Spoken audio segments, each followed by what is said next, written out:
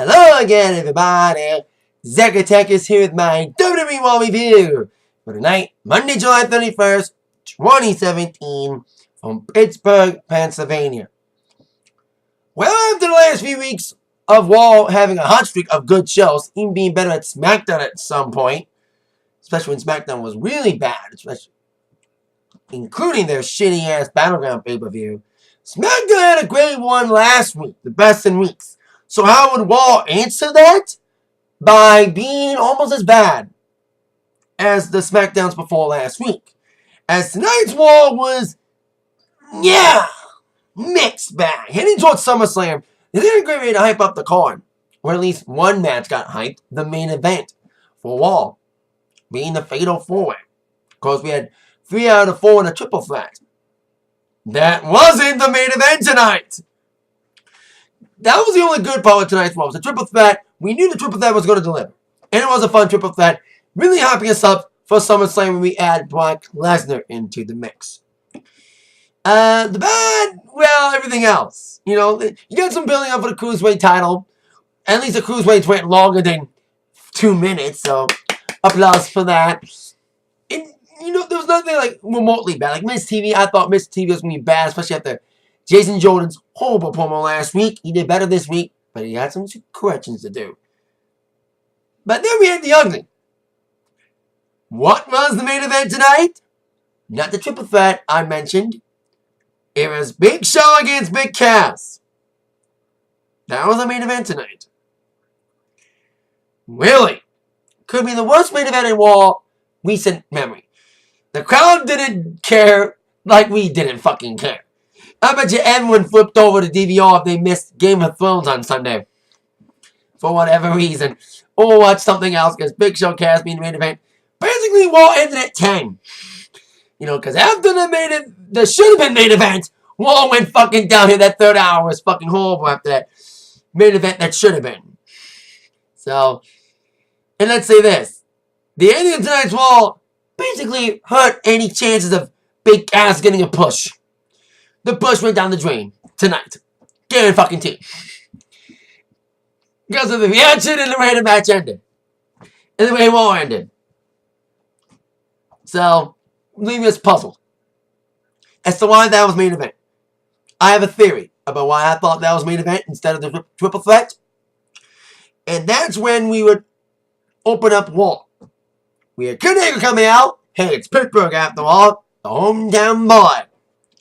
Came out to hype up Raw tonight, but his so-called son, Jason Jordan, being the guest on Miz TV this evening.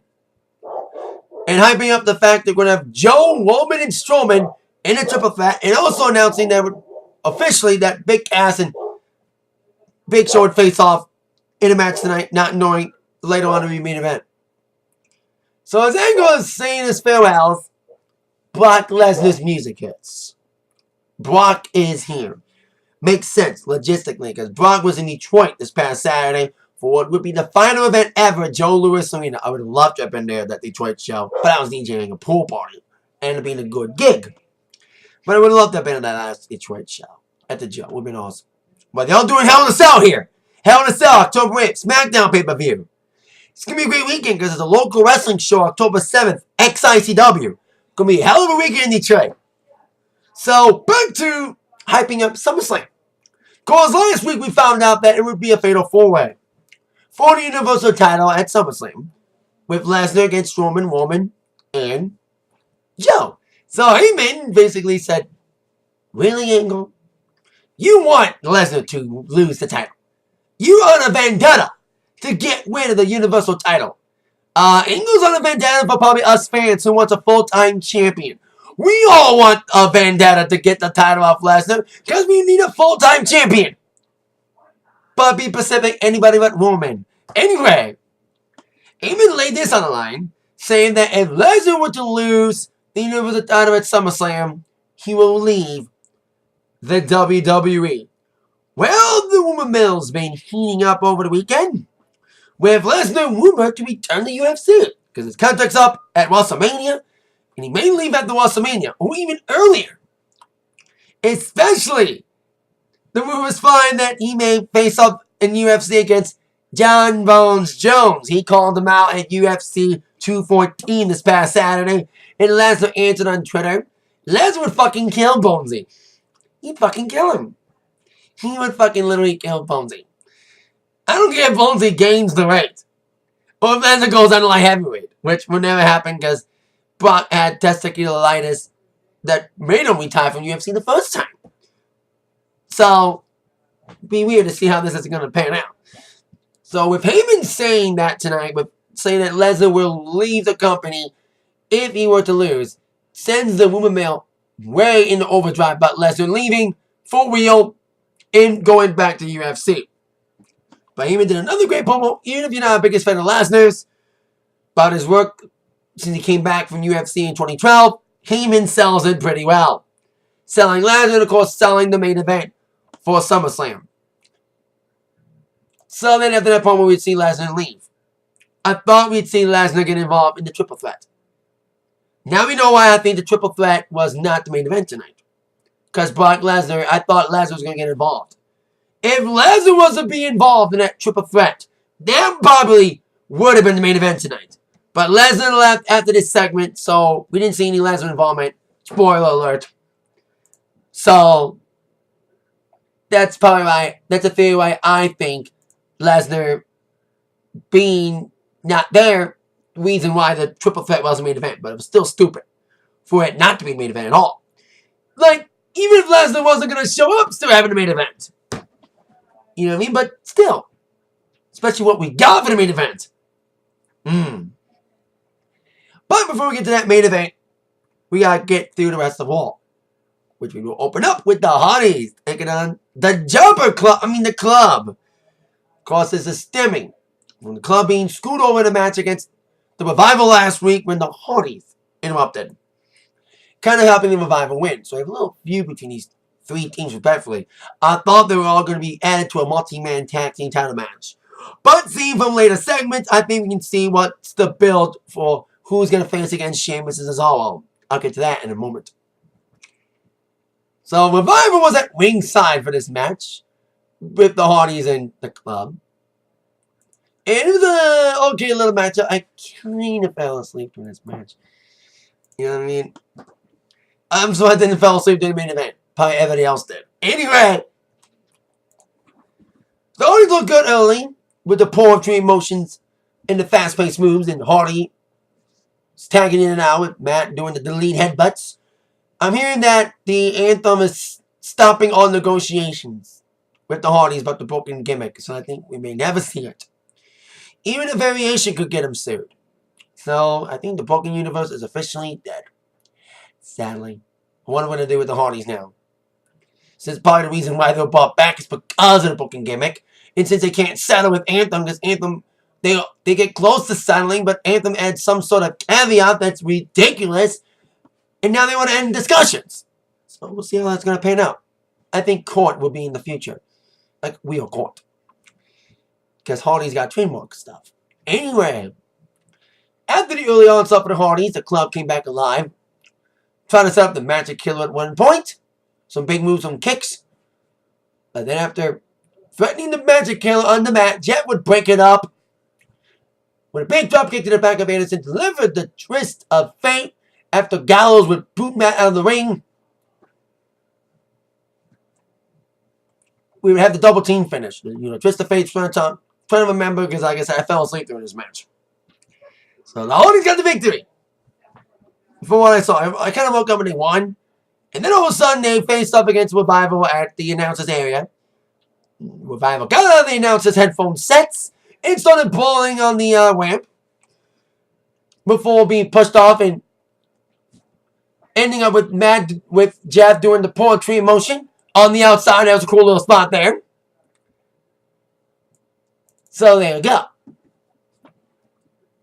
So we could have a triple threat between these three teams. Because I thought we were going to get maybe a fatal four-way with Sheamus and Cesaro. But I think they're going to probably defend against Ambrose and Rollins. See a little tease for that match. The seeds planted for that match. And a full-on reunion for Ambrose and Rollins. Despite some hesitance from Ambrose. The seeds are still being planted. I'll get to that discussion in a minute. Before we get to that, we got Cruiserweight action. The only cruiserweight match tonight, and as I said, I don't know if I said it or not, but these cruiserweights got longer than 2 minutes tonight. They had a commercial break, and it was like 10 minutes. So we had basically a rematch of last week's 205 Live main event. It was a tag team main event last week. It was TJP and Tony Nese against Cedric Alexander and Rich Swann. But it became a 6-man when you add Akira Tozawa to the good guy team and Daivari into the bad guy team. Of course, Daivari's inserting himself in the Cruiserweight title picture. We saw it last week when he attacked Neville, and he beat Neville via countout last week on 205 Live. Hence, we have a number one contenders match. We thought it was going to be tonight, but it's going to be on 205 Live, Daivari against Tozawa. Either one guy wins, or we get a triple threat if Neville involves himself. Which, it may be a multi-man anyway.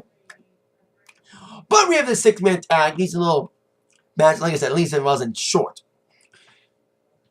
Nese and Alexander would start off. Nese was doing his pulsing, and Alexander would do his big flying moves before Tozawa would get in there. But Tozawa's shoulders were being taped up, and it was being targeted big time by the heels. Especially when Daivari got in there, really isolating Tozawa and taking that arm with Titus still ringside. Hey, don't they have their differences? Maybe they started them off screen. Especially that new Titus Worldwide shirt. Who'd have thought? A Titus t-shirt. So moving on. I always say anyway a lot when it goes to going back. I should say like, continuing here. After the Tozawa isolation, you would tag in Rich Swann and TJP, who didn't really collide in the tag match because of their friendly rivalry they're building. But they did get involved physical tonight. With Swann and TJP with a high-flying move, big kicks from Swann. And these are little 6-man here. Ending up with everybody flying.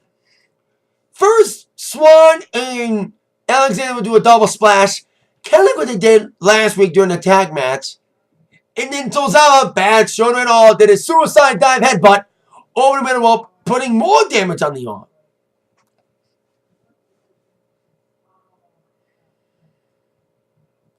Onto the Daivari.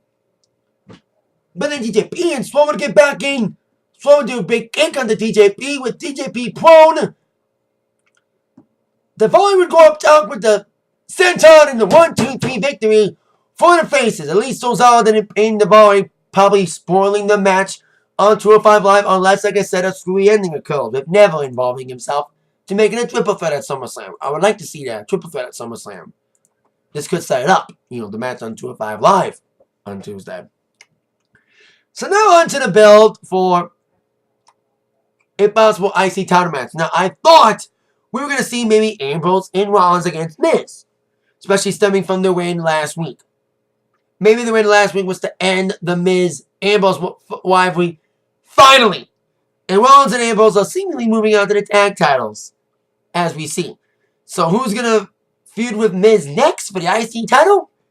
Jason Jordan, as we would see on Miz TV. After his horrible promo last week and reaction he got last week, I was like, it's Angle's hometown. They're not going to treat Jordan well. He got a better reaction than I thought. New theme, by the way. Weird little theme. We had 2 new themes debut tonight and a variation on a theme. Maybe an unnecessary addition to a theme song. I'll get to that in moments. Jordan delivered a much better promo than he did last week. He was not like, oh, golly gosh. He delivered some decent promos on American Alpha. Although it was Gable, that was the charisma factor of that team. So that means Gable gets the American Alpha theme back for himself. Now that Jones got his own theme. Anywho,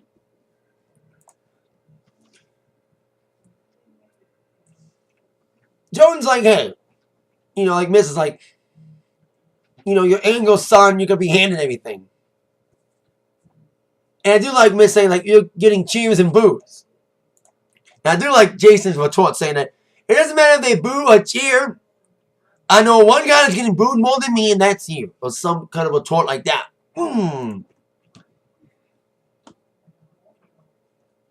So then he got a little physical. Especially when Miz was making fun of Jason's dad. But if they're really trying to sell this whole Angle, Jason Jordan, father-son thing, it doesn't help when Jason Jordan refers to Kurt by his real name and not by daddy or dad. He just said, like, you talk about Kurt, I'll hurt you. Like, he's not calling him dad. That's not good when you're trying to sell this angle. Pardon the pun. Of these two being father and son. Doesn't help. So then Jordan would suplex all three of the Mr. Interesting spot there to end this Miss TV. I thought it would suck, especially after that horrible promo last week. But the crowd reaction was decent. At least we got, let me say this, Jason Jordan Miz got a better reaction than Big Show and Big Cass in the main event tonight. Anywho, moving along with Seth Rollins and Dean Ambrose having a backstage confrontation. Now they're teasing a reunion, but Ambrose still hasn't fully trusted Rollins. He still feels burned after being trusted him the first time and got burned 3 years ago. You know, they hugged it out last week, but the fist pump, the Shield fist pump, may have to wait. We'll see it eventually. They're building towards it, especially after seeing Rollins confronted by Sheamus and Cesaro. Big burn. Hey, Rollins, you want your own show on the network? Instead of Wide Along, you can be on Wide Alone. Was Rollins on Wide Along before? I thought he was. I know Cesaro and Sheamus was. Cheap blood for the network. And that led to our match with Sheamus taking on Seth Rollins. These are a little matchup here. You know, I thought Ambrose would get involved during the match. Well, I think we knew he was going to get involved somehow, but before we saw that, Cesaro got involved a bit. You know, distracting Rollins a little bit, but Cesaro would take, partner Sheamus would take advantage. Big moves. Even trying for Cloverleaf at one point in a decent little match. Even trying to train beat to the Bowen. Adding Rollins up, but Rollins would counter it, some big kicks. He didn't do his flying knee clothesline thing. He doesn't do it that much. And it's supposed to be his new finisher, but he doesn't bring it out that often. Only on certain occasions that move comes out. Since he debuted after Mania. Anyway, as Rollins came back alive after a Sheamus onslaught, Rollins was going for a big move up the top rope, but then he saw Sheamus' partner Cesaro on the apron, so he punched Cesaro out. Sheamus was going to take advantage of that distraction, but Rollins would quickly roll up Sheamus in the 1-2-3 victory for Rollins. Interesting, but Rollins had no time to celebrate, as Cesaro would come back in with Sheamus to beat up on Rollins. And referees would come out, and I was like, where's Ambrose in this case? Like, we thought Ambrose was going to get involved during the match. He's going to get involved now. And after the refs came out with the fans chanting, we want Ambrose, 1, 2, here comes Ambrose, making the save. But later on, Ambrose is like, I didn't save you. I did it because you're the architect, right? You're just setting me up. You're making me feel like the bad guy if I didn't help you. You know, you wanted me out there, but you had little mind games to make me feel bad if I didn't help you. You know, blah, blah, blah, blah. So, we're still working it out. And I'm guessing we're probably going to see Cesaro against Ambrose next week. And then Rollins will come out during that match to really set up the seeds for this possible tag team title match. Sheamus and Cesaro as tag team champions been okay. You know, during the first lane it was fine. You know, until they lost to the Hardys. Should I say they lost to the club. You know, they lost to the club, then they beat the Hardys in May. The second week's been okay. Hey, the matches with the Hardys were great. Especially that Great Balls of Fire Iron Man match. So we could see him lose to Ambrose and Rollins. And it gives us something better to do. And at least Ambrose ain't feuding with Miz anymore. Thank God. Anyway, speaking of SummerSlam, probably gonna get this match. Finn Balor against Bray Wyatt. A match that was supposed to be probably a few months ago. It was teased near the end of April, early May. But it was canceled when Braun Strowman got injured and everyone had to be inserted into a fatal 5-way at Extreme Rules to name the number one contender for Great Balls of Fire, which Joe would win. So now we are restarting the Wyatt Balor feud. It's finally starting up again, especially the last few weeks, including and especially Bray costing Finn Balor a no DQ match against Elias last week. Yeah, they dumped his last name tonight. He's no longer Elias Sampson. He's just Elias. They had to make people dump their last name or people go by initials like TJ Perkins. Now he's TJP. So Bray would come out delivering a promo saying that Balor's just a normal man. Like you all. You believe in Bray. Bray says you believe in Balor because he's one of you. And he's mortal. Saying that I get knocked down, I get back up. I like his little voice. He's a little promo from Wyatt. Sometimes his promos all mumble jumbo. But this was not a bad promo. It's not bad. You know, knocking down Balor, saying he's just a mortal man. Probably teasing the fact we're going to see the Demon Balor. That's the only good thing about this feud ending up at SummerSlam. We can see Balor bring back the Demon. We did hear the Demon music at one point. You know, the heartbeat, interrupting Bray's promo. Lights went out. And then the lights went back on. And here is Bray facing off against Balor. A little bit loopy today. I apologize. So Balor at his back to Bray. Insert your Chris Jericho jokes. Break the walls down, you know, doing a Jericho pose. And then bang nails Wyatt with an insecurity. And at least we didn't see Balor waste the Demon outfit on a wall.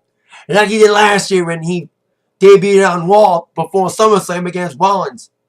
Spoiling the moment. That would have been awesome if they would have saved it for SummerSlam. But he's going to save the Demon outfit for SummerSlam this time. Unless they do like they did with the Rollins Balor feud and have it the week before SummerSlam on Raw. But I hope they don't do that. That they save the Demon reveal until SummerSlam this time. And don't waste it on a wall. We'll see if they actually will do that. Now on to the main event. That should have been the main event. I mentioned my little comments about it being not the main event and why I think it wasn't. But main event or not, this was by far the match of the night. Braun Strowman, Roman Reigns, and Samoa Joe.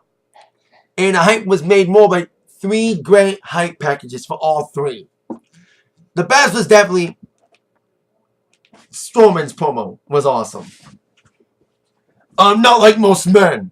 Don't make Nia Jax jealous because Nia Jax says I'm not like most women. So memes we made out of that on Twitter and all the internet. And he had a great promo. I don't care who wrote it. It was like a great little promo. All 3 had good promos. But Braun was probably the best. And the funniest. So we had this match. And it was great. The only thing I would have liked is a little more weapon use. We did see the steel steps get involved in the match. But maybe the same more weapon uses for the Fatal 4 at SummerSlam. But it was a great teaser for it. I know, yeah, the main event of SummerSlam -1 for free on a wall.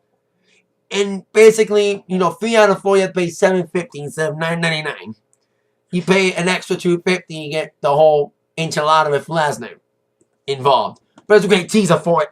Nonetheless, great action, great brawling. All 3 men look good here. But unfortunately, in the end, you had to make woman look stone. So as far as all 3 guys looking good, big spots, you know, big balls. Including some of my favorite spots involved Strowman. Strowman at one point did have... He threw Roman like a motherfucking ragdoll through the second rope. On the floor through the rope. That was an awesome spot there. And also Joe had Strowman at the King Clutch at one point. And Joe had some good moments too. Besides that attempted King Clutch onto Strowman on the outside. He also countered the Superman punch with an arm ball. That was kind of cool. At least he can counter a Superman punch. But Roman did do the Superman punch at one point on the outside onto Joe. So, there you go. Then they all went back. It was this fast-paced action. You know, spot, you know, great brawling. But then, another funny spot was Strowman power slammed Joe at one point after Roman was out for a bit. The camera shook after Strowman power slammed Joe. That was making effect there. But then when Joe laid out, Strowman was laid out by Roman. after Strowman nailed him to the steps earlier. Like he ran Roman into the steps, put the steps into the ring, even putting him against the turnbuckle. But sadly they weren't used. As Roman would come back alive, Superman punched Strowman and nails him with the steps. Spearing Joe, 1, 2, 3. The man who's faster than the Rey Mysterio, more powerful than a Big Show, able to bury careers on a single bound.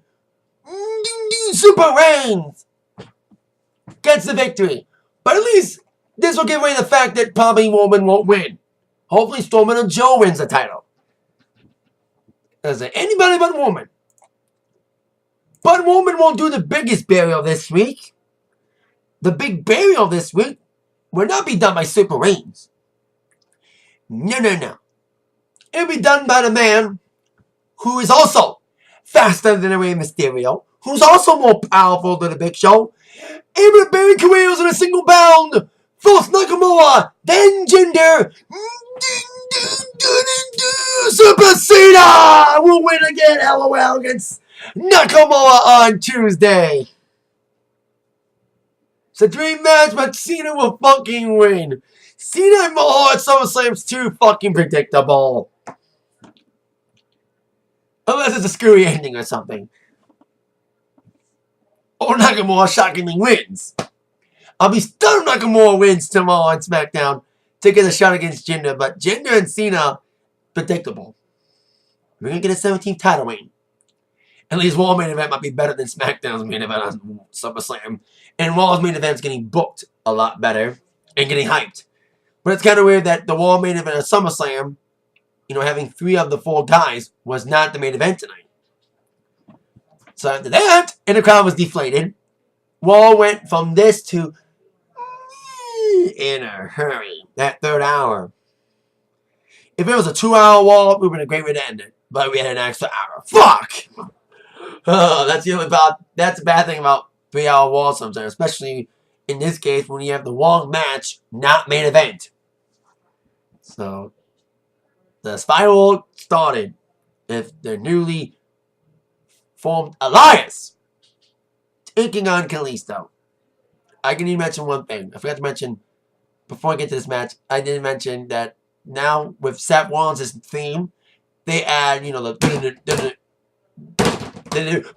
down! Like, what the hell was that? What? They need to add that. They didn't need to. Add that. Put it down! Weird. I didn't mention that. I forgot to mention that. During the Wild and Sheamus match. So now on to the Elias Kalisto match. God, even if 205 Live's being mishandled, Kalisto would do so much better on there, but man, he's just floundering. Like, what? Why is he not in the Cruiser division yet? Again? You know, why is he in there against Elias? Well, at least Kalisto can say, at least it's better than being squashed by Strowman and being put in a dumpster. That's literal burying, unlike what Cena's going to do to Nakamura tomorrow. Hopefully not. Anyway, moving on. Quick little squasher. Kalisto got destroyed. And it's kind of a downgrade for Elias. You know, Elias had Ambrose and he had a match or 2 with Balor. Now he's back to facing Jobbers again with Kalisto. And he got some heel heat he is from Pittsburgh, but he dissed Pittsburgh, making fun of the Pirates. And all that, and winning with the drift away. That's what they're calling the finish now for Elias. Makes sense. You know, drift away, using a chant that was used against him in NXT as his finisher name. Good troll move. Good troll move. So, there you go. I would not be surprised if this shirt gets made. Who wants to walk with Elias? That will be a t-shirt soon. Guaranteed. Especially now that his name is Elias. Dumping the last name. Now on to Bayley and Nia Jax for the 1 triumph time. Why isn't Emma being used again? Are we all saying is hashtag give Emma a chance? Are we all saying is hashtag give Emma a chance? Trending! Anyway, with no Sasha tonight, spoiler alert, That would have been great to have that be main event if Sasha was going to turn heel, finally. They're teasing it now. Bayley and Nia Jax had the 1 trillionth match together. And it was an okay match. Trying to make Bayley look good. And this is when the crowd was starting to become dead at this point. By this point, the crowd was being loud. By the time we got to Nia and Bayley, the crowd noise was going down tremendously. Especially heading towards the main event. Which should have not been. So these are little ads from these two. With Nia looking good early on, being dominant. She threw Bayley around like a rag doll. The only good fun moment in this match was when Nia made fun of Bayley by putting her hair in a ponytail a la Bayley. That was kind of funny. And then all of a sudden Alexa Bliss came out and attacked Bayley. And then Bayley would count back and Nia got counted out. I thought it was a DQ. That doesn't help when you have the last 2 matches end shitty. So then after Bayley won via countout, she would chase Alexa out of the building. The build for this match needs to be better. You know what I mean? Bayley and Bliss, you need to sell it, really sell it. Especially after the last time these two faced off. Selling it sucked. The promos were horrible. This is your life, anyone? At least they're not doing that. But they have 2 more weeks to really sell on the fact we're going to see Bayley and Bliss again. And hopefully be better than the matches, especially the match at Extreme Rules, which was horrible. But maybe not as horrible as our main event tonight. Almost as bad as our main event. What was the point of this match being a main event? Now, I understand, like I said, my theory about why I think this match was main event over Triple Threat. By the way, it's Big Show against Big Cass. This main evented because of the fact that, hey, Triple Threat deserved to be the main event if Lesnar was going to get involved. But Lesnar didn't get involved. But I think even if Lesnar wasn't involved, Triple Threat match would have been a great way to end the war, Brock involvement or not. Especially what we ended up with. The only reason why this match should have been main event, Cass and Big Show, is if A, the ring broke, or B, we'd see Big Show turn heel for the 1 gazillionth time. Spoiler alert, none of those things happened. And the crowd let him have it. The reaction for Enzo was not the best. Especially when they're building this storyline. And I think Big Cass's big push died in Pittsburgh tonight. The reaction he got with a new theme, crickets. And the match, now we had a Big Show main event before, this year. I remember when Big Show and Braun Strowman was a main event at Raw. This is the first time they main evented Raw. We were like, really? Strowman and Big Show's the main event? Why? But the match was not that bad. And the rematch was also not bad either. Especially the ring breaking the second time. So we all were groaning about Big Show and Big Cass being the main event. And I was like, maybe they'll surprise us. Maybe it will be a Braun Strowman Big Show repeat. That we were groaning and it would be better than we expected. Well, they didn't prove us wrong. They proved us right. That this match should have not been the main event. Match sucked, boring action, shitty finish. Enzo got in and got Big Cass DQ'd. You know, Big Cass, no, that's stupid. Like I said, your last 2 matches ended in a DQ and a countout. Not a good way to end Raw, guys. Especially after a great main event that should have been. So then, Cass would take out Enzo with a big boot, but then be knocked out by Big Show. And this is when I thought Big Show was going to knock out Enzo and turn heel for the 1 trillionth time. Hey, even if Big Show has had many heel changes, as many times girls change his clothes in a day, this heel turn would have been at least somewhat satisfiable and proving why this was the main event tonight.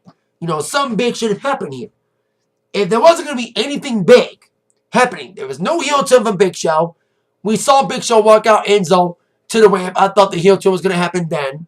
I thought they're going to pull a NXT TakeOver Chicago on us. You know, air the credits.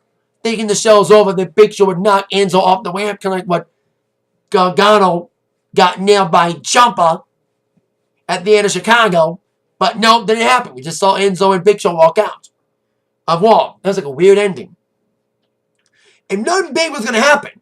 Why was that the main event again? Over the triple threat. And like I said, I know that Lesnar wasn't going to be involved. He wasn't involved. He should have been. You know what I mean? Like, if Lesnar was not going to get involved, yeah, match should not have main evented. But, as I keep saying like a broken record tonight, even without Lesnar getting involved, the triple threat should have main evented Raw and not Big Show and Cass. Damn it. Dumb decision sometimes. When WWE gets it right, they also get it wrong. So, hope Raw's better next week. And has a way better main event. And doesn't put the wrong match in the main event like they did tonight with Big Show and Big Cass. And if you answer Big Cass got in the way the match ended, Big Cass raising up Barry tonight. You think a Super Cena burial's bad? Like I keep saying, or a Reigns burial's bad? This was the ultimate burial. You lose by DQ, and the fans didn't give a shit about you. Even Cass' whole chance was not that bad. The fans were reacting like the fans at home were. We didn't care two shits. Our fuck tank was on E by the time this match came on. So, Raw was great for the first 2 hours, especially the main event that should have been. And then the third hour went downhill. SmackDown better improve. At least SmackDown's got momentum. They had a good show last week. Best in weeks. The main event with Jericho coming back and AJ and Kevin Owens.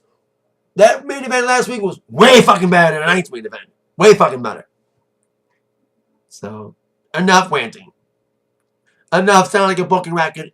Enough sounding like I'm looping tonight. Because this world draw me looping. And like everybody else did, especially the way it ended. And the way they booked it. Really? Triple threat? Not main event? Big Show and Cass main eventing over the triple threat? FML SMH. That is it for this drawn out Raw review. But thank you for watching it and tolerating it. Especially when this is about the main event. Shut up, broken record. You've been attacked by the review from Zach. See you later.